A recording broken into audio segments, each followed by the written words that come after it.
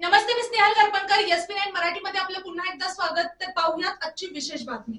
विक्रोळीतील कन्नमवार नगर येथे Mumbai housing federation limited संचालित सेवा मार्गदर्शन व प्रशिक्षण केंद्राचे दूरदृष्टी प्रणालीद्वारे उद्घाटन तसेच साईन येथील प्रतीक्षा नगरमध्ये मुंबई जिल्हा मध्यम सहकारी बँकेच्या सहकार भवन प्रकल्पाचे भूमिपूजन मुख्यमंत्री देवेंद्र फडणवीस यांच्या हस्ते पार पडले.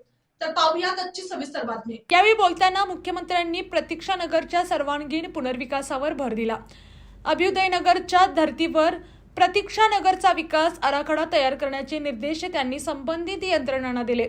स्थानिक नागरिकांना विश्वासात घेऊन म्हाडाच्या माध्यमातून मोठ्या व दर्जेदार घरांचे स्वप्न पूर्ण करण्यासाठी तात्काळ नियोजन करावे असे त्यांनी स्पष्ट केले.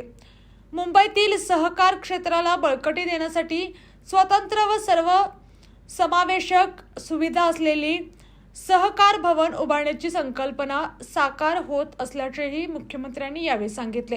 या कार्यक्रमास सहकार मंत्री बाबासाहेब पाटील, माहिती व तंत्रज्ञान मंत्री तथा मुंबई उपनगरचे पालकमंत्री आशिष शेलार, कौशल्य विकास मंत्री मंगल प्रभात लोढा, सहकार राज्यमंत्री डॉक्टर पंकज भोयर, महापौर रितू तावडे यांच्यासह अनेक मान्यवर उपस्थित होते.